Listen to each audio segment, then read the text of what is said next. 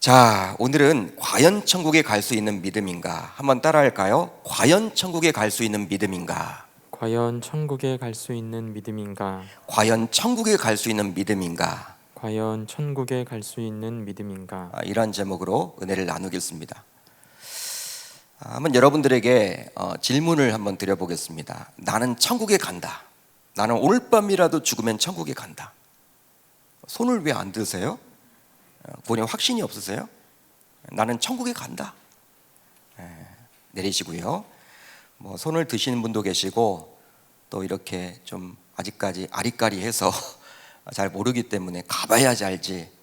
그러기 때문에 손을 못 드신 분도 계시고 또 확신은 있지만 또 주님 앞에 죄송하기 때문에 한 주간 동안 그냥 또 은혜로 살지 못하고 또 말씀대로 살지 못하고 내 생각대로 살아왔던 것들이 죄송스러워서 과연 내가 천국에 갈 수 있을까?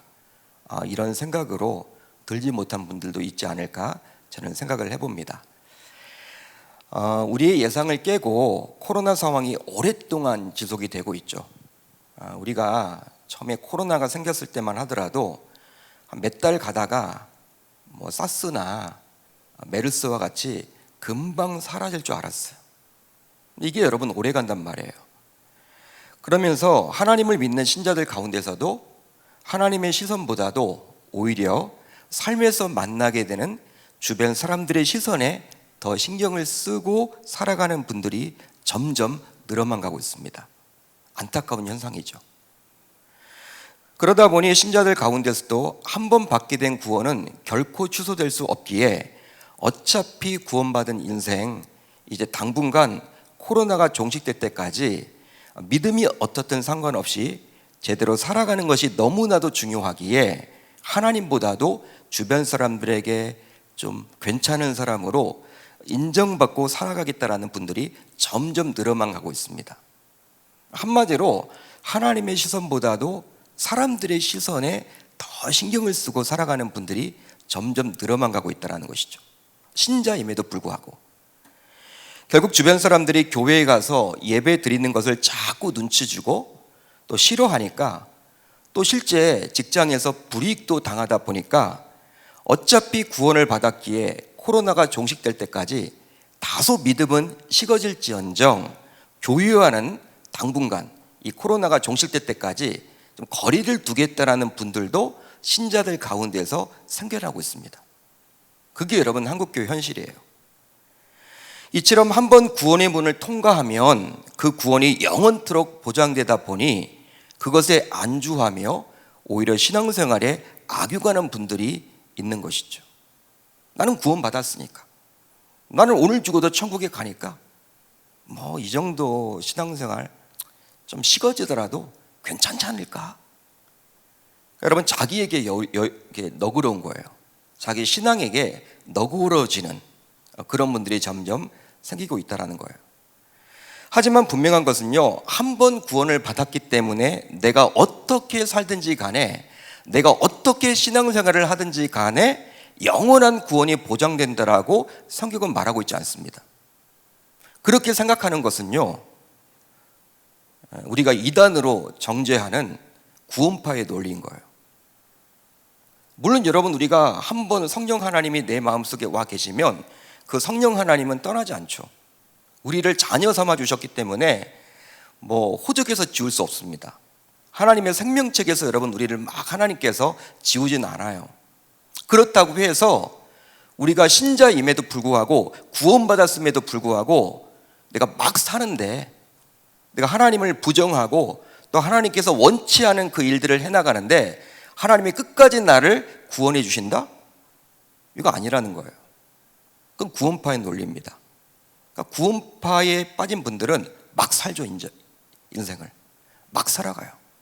세월호 사건을 보세요. 선장도 구원파. 그러니까 여러분들 책임을 느끼지 않아요. 나 어차피 구원받았으니까. 그런 여러분 논리로 살아가는 것입니다. 그렇다면 신자로서 우리는 어떻게 해야만 할까요? 신자로서, 하나님을 믿는 신자로서 우리는 어떻게 살아가야만 할까요? 바로 항상 구원받았다라는 이유로 영적 안일함에 빠져서는 아니 됩니다. 하나님의 백성이 되고 구원을 받았다면요, 진짜 하나님이 좋아하는 것을 이제 알고 그 뜻에 따라서 살아가려고 몸부림을 쳐야 한다는 거예요.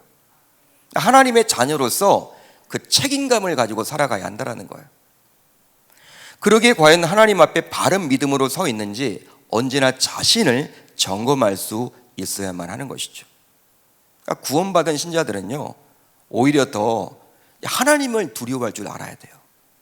과연 이것을 하나님이 좋아할까? 사람들의 시선보다도 하나님이 먼저라는 거예요. 사람들의 시선도 여러분 물론 중요하죠. 그렇지만 하나님이 과연 그것을 원하는 일일까? 내가 이런 말과 행동을 할 때 하나님이 싫어하지는 않을까? 그것에 우리는 주목하며 살아가야 하는 것입니다. 실제 오늘 본문을 보게 되면 나름대로 신앙생활을 잘하고 있다는 신자조차 긴장하지 않을 수가 없어요. 와, 저도 이 본문 보는데 두렵더라고요. 불안하더라고요. 바로 다음의 구절을 보면 나의 믿음으로 과연 천국에 갈 수 있을지 너무나도 불안해지기 때문입니다. 우리 한번 같이 읽어봅니다. 시작. 나더러 주여 주여 하는 자마다 다 천국에 들어갈 것이 아니요. 아멘. 여러분, 우리의 모습 아닌가요? 주여 주여 하잖아. 우리가 주여 주여 하며 살잖아. 그런데 주님께서 어떻게 이야기하십니까? 다 천국에 들어갈 것이 아니에요. 이 말은 뭐예요? 천국에 들어가는 사람도 있는 반면에 천국에 들어가지 못한 사람도 있다라는 거예요. 주여 주여 하며 살았는데. 자, 오늘 본문은 예수님께서 본격적인 공생애를 시작하시면서 산에서 하신 산상수훈, 즉 산상설교입니다. 예수님께서 직접 설교하신 거예요.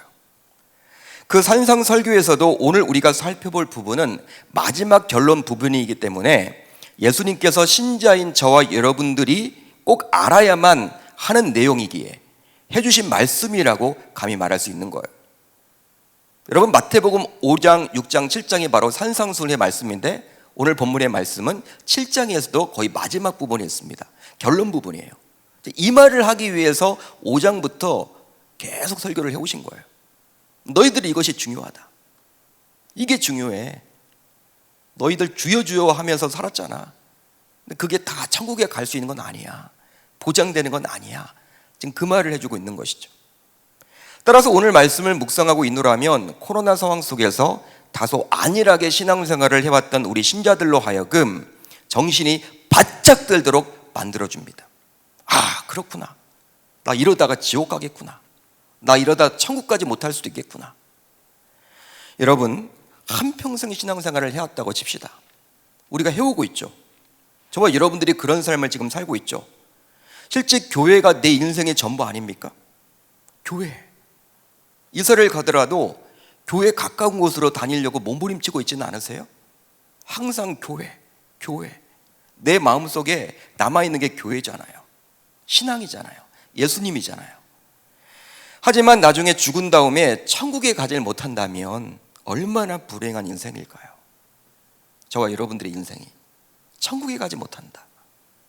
수십 년 동안 교회에서 예배를 드려왔고 또 직분자로서 교회에서 이런저런 사역을 감당했고 헌금도 하고 전도도 했고 다 열심히 살아왔는데 누구보다도 이렇게 열심을 가지고 교회를 섬겨왔는데 나중에 죽은 다음에 천국에 가지를 못하게 된다면 이것만큼 허무한 인생이 어디 있단 말입니까? 따라서 오늘 우리는 이 말씀을 해주신 예수님의 안타까운 마음을 잘 헤아려서 후에 천국에 가지 못하는 불상사가 발생하지 않도록 자신의 신앙생활을 세밀하게 점검해야 할 줄로 믿습니다. 여러분, 기회가 주어진 거예요. 이제 오늘 우리의 믿음을 점검해 보는 것입니다. 그렇다면 오늘 본문을 대하면서 왜 우리는 불안함을 느끼게 될까요? 불안함을 가지게 될까요? 몇 가지 이유가 나오는데요. 오늘 본문의 근거에서 말씀을 전하겠습니다. 우선 신앙 고백이 분명해도 그것이 천국을 보장해 주지는 않기 때문입니다. 신앙 고백이 분명해, 명확해. 정말 예수님이 누구인지 알아. 그럼에도 불구하고 그것이 천국을 보장해 주지는 않기 때문에 불안한 거예요. 나더러 주여 주여 하는 자마다 다 천국에 들어갈 것이 아니요 다만 하늘에 계신 내 아버지 뜻대로 행하는 자라야 들어가리라. 21절에 이렇게 나오죠. 여러분들에게 이제 묻겠습니다. 다시 한번 물으려고 그래요. 예수님을 향해서 주여라고 부르는 것이 옳은 것일까요? 옳지 않은 것일까요? 목사님이 이렇게 물어보는 것을 보면 뭔가 함정이 있을 거야, 그런 생각 갖지 마시고 여러분들의 신앙의 양심상 예수님을 향해서 주여라고 부르는 것이 옳은 것입니까? 옳지 않은 것입니까? 당연히 여러분 옳은 것이죠. 제가 여러분들을 어떻게 함정에 빠뜨리기 위해서 질문하는 게 아니에요. 불신자도 아니고 신자라면 예수님을 향해서 주여라고 부르는 것은 지극히 상식적이고 당연한 거예요. 저도 주여라고 부릅니다. 기도할 때 주님이라고 불러요. 그것도 한 번도 아니고 두 번씩이나 주여 주여라고 불렀다라는 것은 열정적으로 주님을 부르는 것이라 할 수 있겠죠. 한 번도 아니고 두 번씩이나 주님 주님. 그렇습니다. 이렇게 예수님을 주여라고 부르지도 않는데 어떻게 천국에 갈 수 있단 말입니까? 맞죠 여러분? 맞는 말이죠. 예수님을 주님이라고 부르지도 않는데 어떻게 천국에 갈 수 있느냐라는 거예요. 그 말도 맞는 말 같아요. 실제로 바울은 다음과 같이 말씀해 주기도 했습니다. 또 성령으로 아니 하고는 누구든지 예수를 주시라 할 수 없느니라. 성령이 아니고서는 예수를 가리켜서 주라고 못한다는 거예요. 무슨 말입니까? 예수의 영인 성령이 도와주지 않고서는 결단코 예수를 향해서 주여라고 말할 수 없다는 거예요. 성령의 역사라는 거예요. 주여라고 부르는 것은 분명하다는 거예요. 그러기에 예수를 향해서 주여라고 부르는 것은 신학적으로도 보더라도 정통적인 신앙 고백, 참 잘했어요, 동그라미 10개 칠만한 고백이만 할 수 있는 거예요. 신학적으로 보더라도 정통적인 신앙 고백입니다. 실제로 주의 제자였던 베드로도 예수님을 향해서 주는 그리스도시요 살아계신 하나님의 아들이시니이다. 예수님을 향해서 주님은 메시아이십니다, 이렇게 고백한 거예요. 메시아이십니다, 주님이십니다, 그렇게 고백을 한 거예요. 이런 베드로의 고백에 예수님은 흐뭇해하시면서 베드로를 칭찬하셨죠. 그리고 교회 이야기를 하시죠. 너무 여러분 마음이 들었던 거예요. 이 베드로의 여러분들 이 고백에 예수님께서. 따라서 신자에게 있어서 이런 신앙 고백은 너무나도 중요해요. 너무나도 중요합니다. 너무나도 중요해요. 그런데 문제는 오늘 본문을 보게 되면 신앙 고백이 아무리 바르고 정확해도 천국에 들어가지 못할 수도 있다는 거예요. 와, 이 말은 또 어떻게 해석을 해야 되느냐?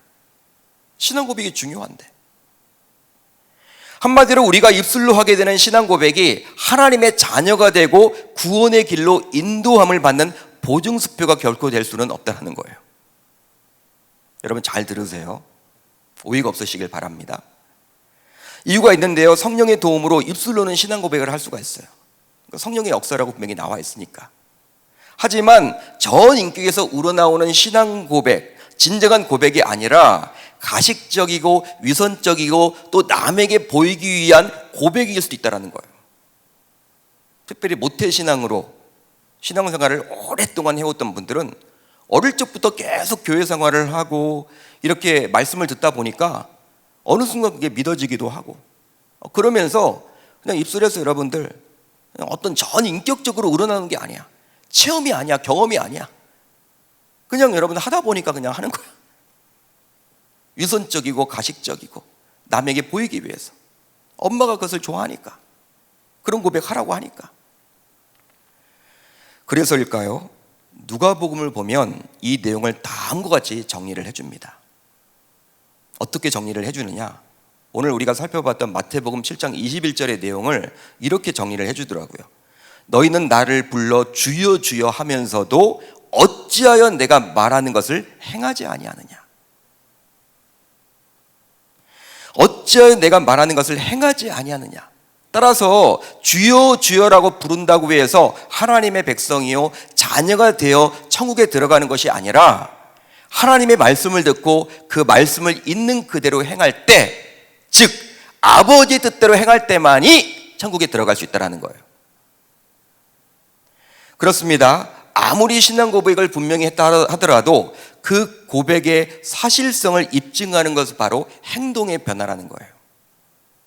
여러분, 예수님을 믿는다는 것은요, 이제 여러분 변화가 일어나야 합니다. 어떤 사람이 예수님을 믿었대요. 근데 그 확인할 수 볼 수 있는 게 그 사람이 예수님 믿기 전에 말과 행동이 조금이라도 변화가 있어야 돼요. 가치관이 조금이라도 변화가 있어야 돼요. 똑같아. 그런데 예수를 믿었는데 교회를 다니기 시작하고 세례까지 받았는데도 불구하고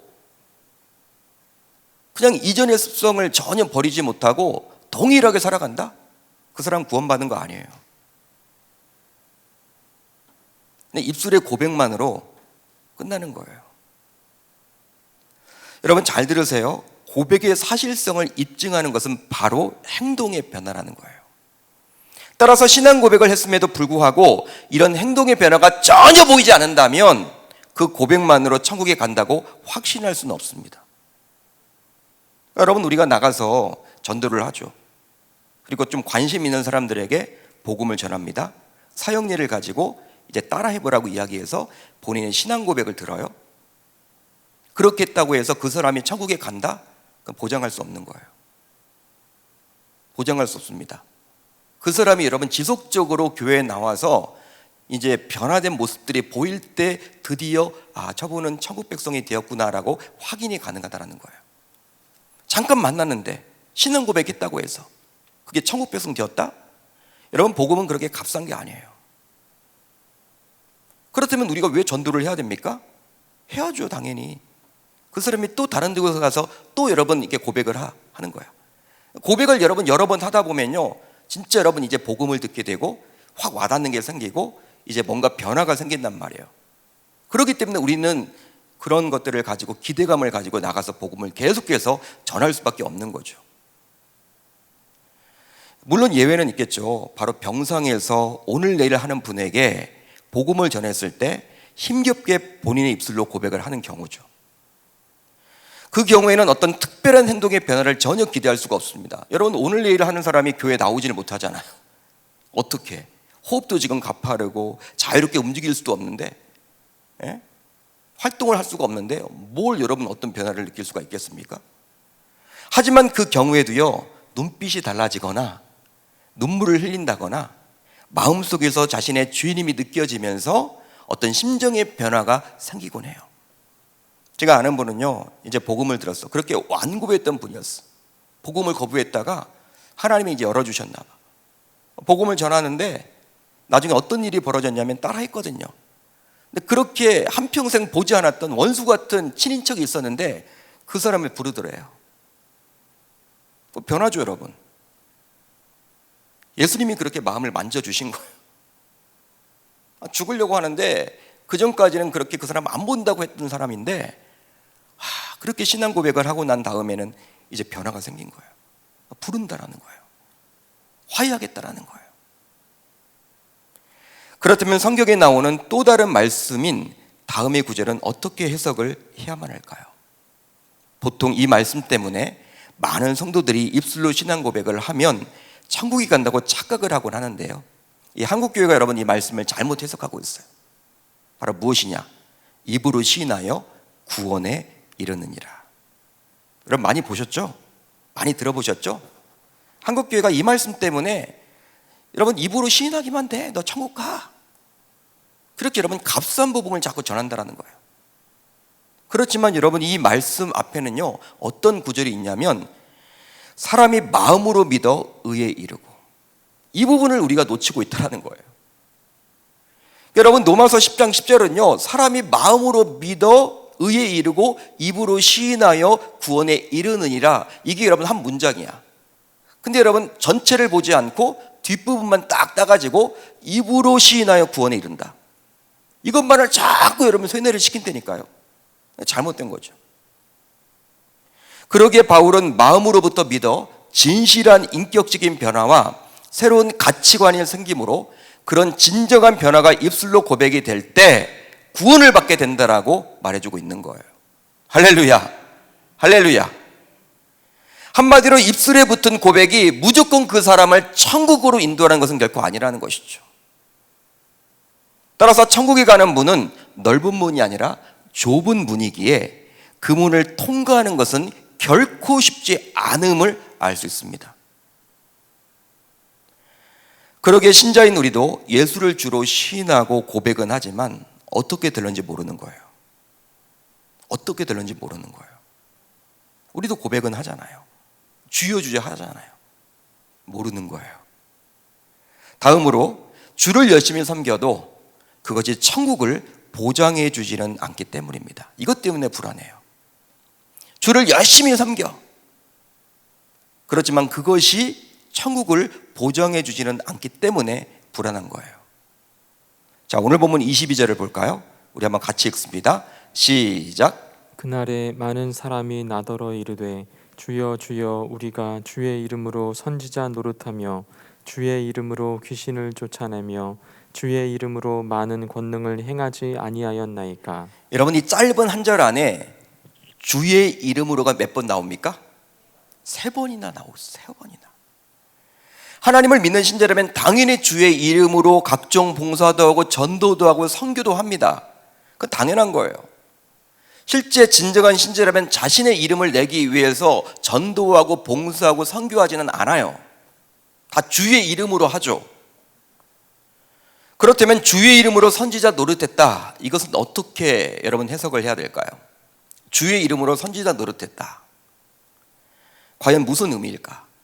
바로 주의 이름으로 설교를 해서 수많은 사람들에게 선한 영향을 끼치고 소위 유명인사가 되어서 주변 사람들에게서 칭찬을 받지만, 사람들이 몰려들지만 하나님은 아무 상관이 없을 수도 있다.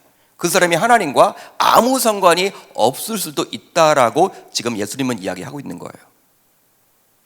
여러분, 이 말씀 들으면서 저도 막 무섭더라고요. 저도 주의 이름으로 말씀을 전하는데 나중에 주님께서 저를 모른 척하면 어떡할까? 한마디로 하나님께서는 인정하지 않을 수도 있다는 거예요. 그러니까 설교자가 말씀을 전하는데 주의 이름으로 말씀을 전하니까 선한 영향을 막 끼치는 거예요. 사람들이 너무 좋아하는 거야. 몰리는 거예요. 그리고 인기도 얻었어. 다 주님의 이름으로 했는데, 주의 이름으로 사역을 해왔는데 나중에 주님께서 천국에서 난 넌 모른다 라고 할 수도 있다는 거예요. 그러니까 아무 상관이 없이 할 수도 있다는 것입니다. 여러분, 이거 아주 무서운 이야기 아닙니까? 따라서 요즘식으로 이 말을 바꿔보면요, 설교자인 저에게만 주신 말씀이 아니죠. 여러분들에게도 분명히 주신 말씀이란 말이에요. 입만 열면 오직 주의 영광을 위해서 설교를 하는 목회자, 그리고 입술로는 주님을 찬송하며 교회에서 여러 다양한 사역을 하는 교회의 직분자들과 평신도 지도자들. 그런데 그들 모두 하나님과는 아무 상관이 없을 수도 있다는 거예요. 주의 이름으로 했는데, 열심히 해왔는데, 누구보다도 교회를 섬겨왔는데, 즉 그들의 섬김과 희생을 하나님께서 인정하지 않을 수도 있다는 것입니다. 한마디로 교회 내에서 주님을 위해서 한다는 모든 봉사와 섬김이 우리 주님과는 아무 상관이 없는, 즉 자기 만족에서 하는 것일 수도 있음을 우리는 기억해야만 하는 거예요. 여러분, 교회에서 전통이 중요하죠. 그걸 전통처럼 저는 무시하는 게 아닙니다. 그렇지만 예전에 해왔기 때문에 하겠다? 그 이상한 거예요. 점검을 해봐야 돼. 매일매일. 이걸 왜 해야 되는 건가? 그 주도하는 분들이 자기 만족 때문에 해서 그 사역을 하려고 하는 건 아닌가? 해왔으니까. 어떤 사역이든지 여러분 주도하는 분들이 있죠? 자기 만족 때문에 하려고 하는 건 아닌가? 자기 이름을 드러내기 위해서 하려고 하는 건 아닌가? 그게 전통이라는 것에 포장되어서 그걸 한다면 주님께서 기뻐하는 사역이 될 수 없죠. 나중에 주님께서 인정하지 않는 사역이 될 수도 있다는 거예요. 그러기에 나름대로 주를 열심히 섬겨도 그것이 천국을 보장해 주지는 않습니다. 실제로 자신은 나름대로 오직 주님을 위해서 한평생 교회를 섬겨왔다고 자부했는데 주님께서 인정해 주지 않는다면 그런 섬김이 과연 무슨 소용이 있단 말입니까? 나는 정말 교회를 이렇게 섬겼는데 수십 년 동안 교회만 바라보고 왔는데 나중에 결국 하나님이 인정해 주지 않는다면, 천국에 갈 수 없다면 그게 무슨 소용이 있는 사역이냔 말이에요. 열심히냔 말이에요. 따라서 오늘 말씀은 우리에게 주시는 예수님의 경고의 메시지임을 우린 놓쳐서는 아니 되는 거예요. 저와 여러분들도 열심히 사역을 하잖아요. 열심히 교회를 섬기잖아요. 열심히 기도를 한단 말이에요. 열심히 예배 참석한단 말이에요. 열심히 헌금한단 말이에요. 열심히 여러분 직분자로서 그 사명을 감당하려고 몸부림을 치는데, 나중에 여러분 우리 주님이 나 너 몰라, 너 누구야? 너 뭐 하다 왔냐? 네 열심이지 내 열심 아니었다, 그렇게 말해버린다면 얼마나 황당할까요? 그런 일을 당하지 말라는 거예요. 예수님이 지금 그 이야기를 해주고 있는 것이죠. 마지막으로, 사역에 눈에 띄는 열매가 나타나도 그것이 천국을 보장해 주지는 않기 때문입니다. 우리가 사역을 하는 데 있어서 열매가 막 보여. 야, 대단하다. 그렇지만 그런 것이 꼭 천국을 보장해 주지는 않는다는 거예요. 자, 오늘 보면 22절을 다시 볼까요? 우리 한번 같이 읽습니다. 22절 시작. 그날에 많은 사람이 나더러 이르되 주여 주여 우리가 주의 이름으로 선지자 노릇하며 주의 이름으로 귀신을 쫓아내며 주의 이름으로 많은 권능을 행하지 아니하였나이까. 여러분, 귀신을 내어 쫓고 많은 권능을 행한다라는 것, 신자라고 해서 다 할 수 있는 건 아니에요. 그렇죠? 특이한 거죠. 특별한 거죠. 귀신을 내어 쫓는다. 목회자라고 해서 다 할 수 있는 것도 아니에요. 평신도, 여러분, 권사님이 되었다고 해서, 장로님이 되었다고 해서, 안수집사님이 되었다고 해서, 집사님이 되었다고 해서, 오랫동안 몇 대째 신앙생활을 한다고 해서 귀신을 내어 쫓고 많은 권능을 행하는 것은 아닙니다. 특별한 거죠. 특별한 은사라고 볼 수도 있는 것이고, 열매라고 볼 수도 있는 거예요. 아마도 주변에 이런 사역자가 있다면 인기를 끌겠죠. 귀신을 내어 쫓는다. 야, 많은 권능이 나타나. 그 사람이 여러분 개척하면요, 금방 대형교회 될 거예요. 사람들이 몰려 터질 거예요. 야, 병 고친대. 야, 한 번 기도하면 암이 낫는데. 아마 여러분 그런 소문이 금방 퍼져. 하나님이 저에게 그런 여러분 능력을 주셨다면요, 우리 계명교회 10,000명, 20,000명 금방 될 거야. 여러분, 이건 특별한 거죠. 사람들은요, 그런 것들을 바라봐. 그렇게 여러분 그런 것들을 바라보면서 야, 역시 주님께서 쓰시는 종이야, 칭찬한단 말이에요. 그리고 그 사람들은 눈에 보이는 그런 열매를 보면서 감히 부정하기 힘들 겁니다. 하나님을 쓰시는데 감히 그분에게 대적해? 말도 안 되지. 그렇게 생각할지도 몰라요. 왜? 눈에 보이니까, 병이 나으니까, 귀신이 너 쫓임 받으니까. 하지만 놀랍게도 주님은 자신과 아무 상관이 없을 수도 있다라고 이야기를 합니다. 귀신을 내어 쫓는 것, 각종 이적과 기사를 하는 것, 나와 아무 상관이 없다라는 거예요. 그럴 수도 있다라는 거예요.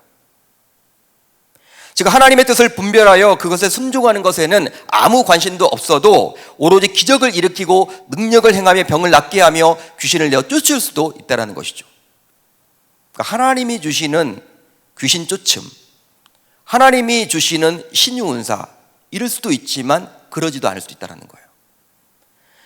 여러분, 실제로 마태복음 24장을 보면요, 말세에 일어날 징조에 대해서 예수님께서는 친히 다음과 같이 말씀을 해주셨는데, 이런 말씀이 나옵니다. 제가 읽어드릴게요. 거짓 그리스도들과 거짓 선지자들이 일어나 큰 표적과 기사를 보여 할 수만 있으면 택하신 자들도 미혹하리라. 거짓 선지자들과 거짓 그리스도인, 자칭 거짓 그리스도, 자신이 예수님이라고 하는 거짓 그리스도들과 거짓 선지자들이 나타나는데, 그들도 여러분 어떤 일을 벌여요? 큰 표적과 기사를 보인단 말이야. 사탄의 하수인인 그들이 사탄의 능력을 가지고 병을 고치고 귀신을 내쫓고 큰 기적과 이적을 베풀어서 자칭 택함 받은 저와 여러분들을 미혹한다는 거예요. 너희들 빠지지 말아라. 그런데 혹하지 말아라. 여러분들, 우리가 잘 분별을 해야 돼요. 우리는 말씀 중심이에요. 말씀 중심. 말씀을 놓쳐서는 안 돼요. 말씀을 버리고 어떤 눈에 보이는 신비적인 것들을 자꾸 따라가면요, 물론 그 사람을 하나님께서 주시는 능력으로 쓰시는 종일 수도 있지만 사탄의 하수인일 수도 있어요. 병 고친다고 해서 여러분 막 가시면 안 돼. 사탄의 능력으로 병을 고치는 사람한테 가면 여러분들이 어떻게 되겠어? 큰일 나지. 따라서 교회 내에서 어떤 사역을 열심히 했더니 눈에 띄는 열매가 나타나더라도 그것이 꼭 구원받은 하나님의 자녀라는 것을 보증해 주시는 하나님을 저와 여러분들은 기억해야만 합니다. 심지어는 귀신을 내어쫓고, 심지어는 병을 고치는 능력을 어떤 권사님이 가지고 있다 하더라도 그 능력만을 바라보고 하나님께서 위대하게 쓰시는 종이다라고 함부로 생각해서는 아니 된다는 거예요. 그럴 수도 있지만 그러지 않을 수도 있다는 거예요. 그러기에 내가 해야 하는 어떤 사역의 열매가 나를 천국으로 이끌어 주지는 않습니다. 그러니까 여러분, 우리 어떤 교회에서 사역을 할 때도요, 하나님께서 다 은사를 주셨잖아요. 여러분, 하다 보면요, 막 사람을 잘 세우는 분들이 있어. 그리고 여러분, 사람들에게 인기를 끄는 분들도 있어. 그런 것을 통해서 내가 특별히 하나님과의 그러한 신앙관계를 잘하고 있구나, 여기서는 안 된다는 것이죠. 하나님은 난 너 몰라, 이렇게 할 수도 있다는 거예요. 그렇습니다. 지금까지 우리가 신앙생활을 하면서 지극히 상식적으로 알았던, 상식적으로 생각해왔던 세 가지, 즉 무엇입니까? 신앙 고백, 주에 대한 열심, 그리고 사역의 열매 등이 있더라도 하나님과 아무 상관이 없을 수도 있다라는 예수님의 말씀에 우리는 불안함을 느낄 수밖에 없어요. 왜? 지금까지 신앙생활에 있어서 그것이 전부라고 여겼거든. 신앙 고백이 중요하고, 그리고 주에 대한 열심이 필요하고, 또 사역의 열매를 맺어야 된다. 이거 여러분 귀가 따갑도록 들어왔잖아요. 한국 교회는 이걸 가르쳐 왔잖아요. 여러분, 그런 것들을 하는 사람들을 가르쳐서 야, 믿음이 좋아, 교회에서도 칭송하고 직분자, 중직자로 세우고, 그런 분들을 또 여러분 멘토로, 신앙의 멘토라고 여러분 띄워주고 이렇게 해왔단 말이에요, 한국 교회는 지금까지. 근데 여러분, 예수님의 말씀을 보면 하나님과 아무 상관이 없이도 할 수 있는 능력이라는 거예요. 그러기에 이런 세 가지를 가진 신자를 교회에서도 신앙이 좋다는 이유로 이렇게 칭송해 왔는데, 여러분, 이게 위험할 수도 있다는 거예요. 지금 그 말을 예수님이 해주고 있습니다. 하지만 이런 세 가지, 즉 신앙 고백, 주에 대한 열심, 그리고 사역의 열매를 가졌다고 해서 꼭 하나님께서 인정했다라고 보기는 어렵다라는 것입니다. 즉 그런 눈에 보이는 것들을 보고 사람들은 그들의 모습을 칭찬하고 인정하지만 우리의 아빠, 아버지 되시는 하나님께서는 그것을 보고 그들을 칭찬하지는 않으신다라는 것이죠. 그렇다면 하나님께서는 우리 신자들의 무엇을 보고 우리를 칭찬하고 인정하고 천국의 길로 인도를 할까요?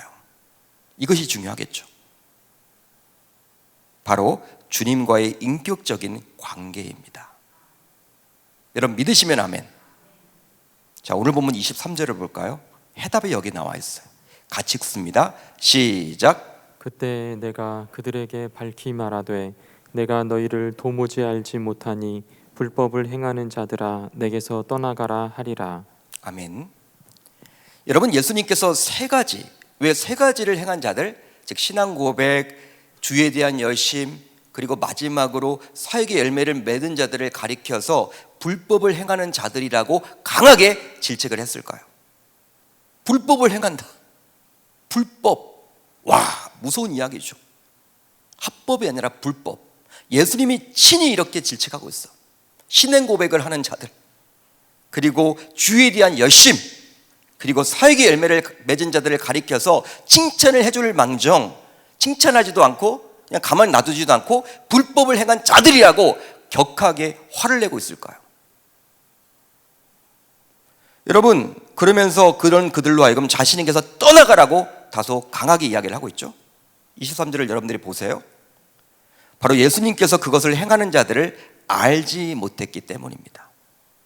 내가 너희를 도무지 알지 못하니.